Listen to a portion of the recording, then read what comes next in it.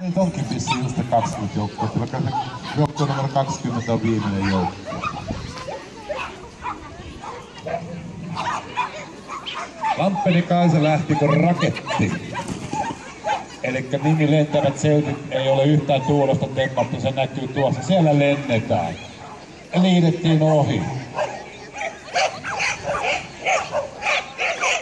Tää on tämmönen rata, joka näille sellaisille menijöille kuin Kaisakin, niin tää on todella huikeeta. Onpa vauhtia. Ja vauhti jatkuu.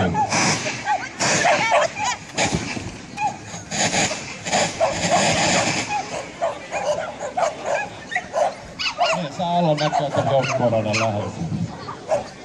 Alkaa mikit suhisi. Puutoskinien kilpailevien ratajärjestyksessä tällaisessa joukkuekisassa kehässä 2, niin Parsan joukkueen Step by Stepsin jälkeen menee joukkueen numero 44, missä Katikoskinen juoksee sitten kaikkien 4 Sivavan kanssa. Kannattaa tulla katsomaan ja antamaan kunnon aplodit kannustukseksi. Ja sen jälkeen jatketaan jälleen Tornijärvessä. Eli 46, 44, 47. Tää on sellainen joukkue, joka tän lyönnin kyllä on kova joukkue.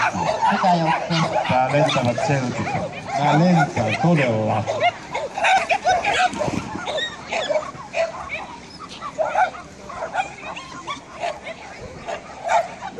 Mahtavaa menoa. Kaisa taas.